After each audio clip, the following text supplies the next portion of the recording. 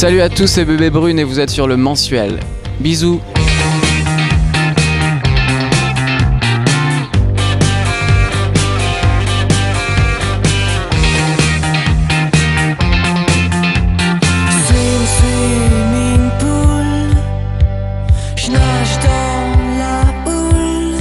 En fait, c'est la première fois qu'on prend autant de temps et qu'on a autant de luxe entre guillemets pour enregistrer un album. Donc ça s'est fait sur 1 an et demi.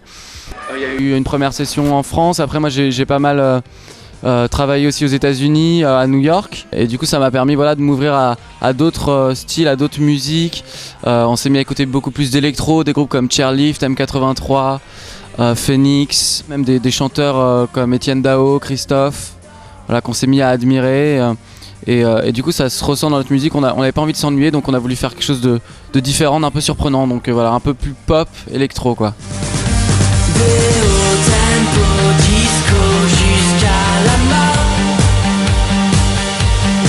Je te veux dans ma stéréo. Le titre de la pomme s'est imposé, c'était le titre d'une chanson tout simplement, et on s'est dit qu'en fait ça retraçait bien tous les thèmes abordés sur l'album quoi, et principalement le voyage. Je pense que c'est des textes un peu moins sombres dans la totalité que les deux anciens albums, ça devient un peu plus lumineux, j'ai l'impression. Il y a pas mal de morceaux déjà, dans 30 ou 40 morceaux, il y a pas mal de morceaux qui sortent du lot, qui sont vraiment supérieurs au niveau de la qualité. Je pense que les morceaux qui sont sur l'album Long Courrier, c'est peut-être les 12 plus récents en fait, sur les 30.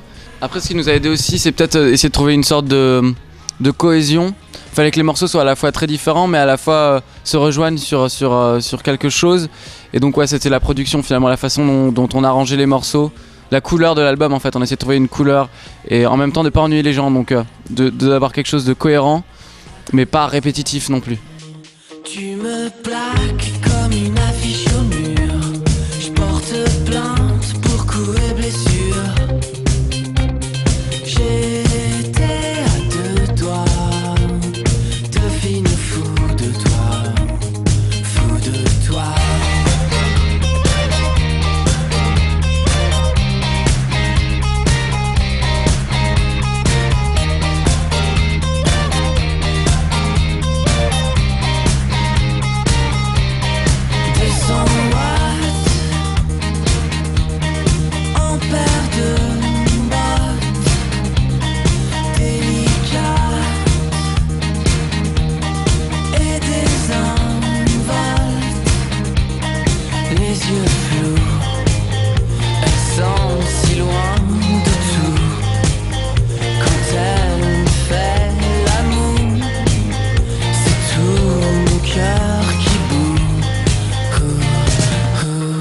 C'est la production en fait, grâce à Alan O'Connell que j'ai rencontré à New York et ensuite avec qui on a travaillé à Londres. Il y avait déjà beaucoup de programmation de clavier, de batterie, mais lui voilà, il les a vraiment rendues plus grosses et plus intéressantes finalement. Et voilà, c'est vraiment sa touche aussi qui a beaucoup apporté à cet album, je pense. Justement, tu es dans un délire beaucoup plus électronique en fait que dans les albums précédents, et il y a un morceau qui s'appelle En ce qui me consterne, qui n'est pas sur l'album parce qu'en fait il sortait trop du lot, il était trop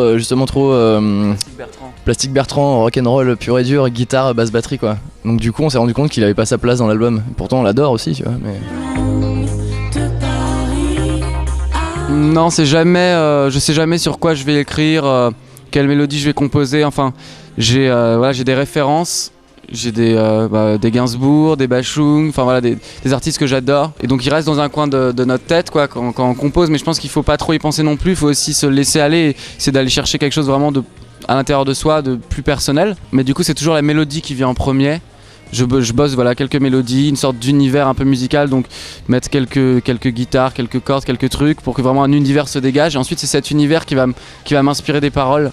Et je sais pas du tout de quoi je vais parler en fait, je sais jamais de quoi je vais parler quoi. C'est plus des jeux de mots ou des sonorités qui vont m'inspirer et voilà, ça se passe comme ça quoi.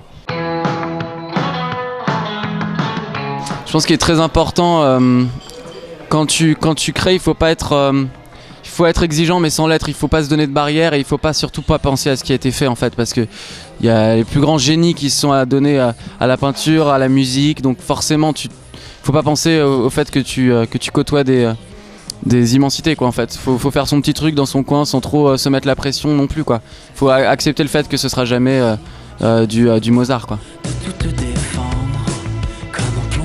Bah, nous on voulait pas refaire la même chose que sur les 2 autres albums, c'est-à-dire enregistrer live et finalement se répéter. Notre expérience de scène elle a servi aussi pour l'album dans le sens où on a pour enregistrer les morceaux on les a tous joués en live en studio.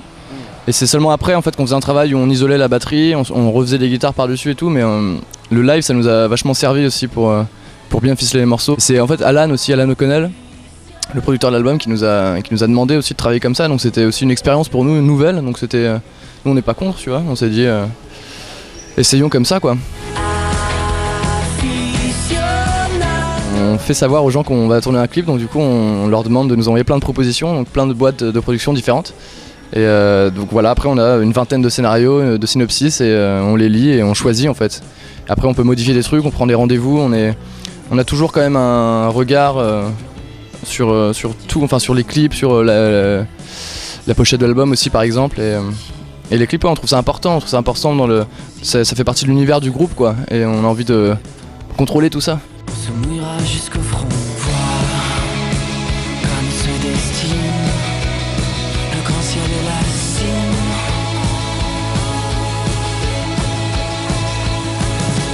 Ta latitude sur ton tenter ainsi.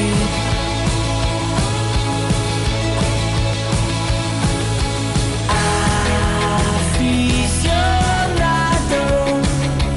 ouvre les yeux.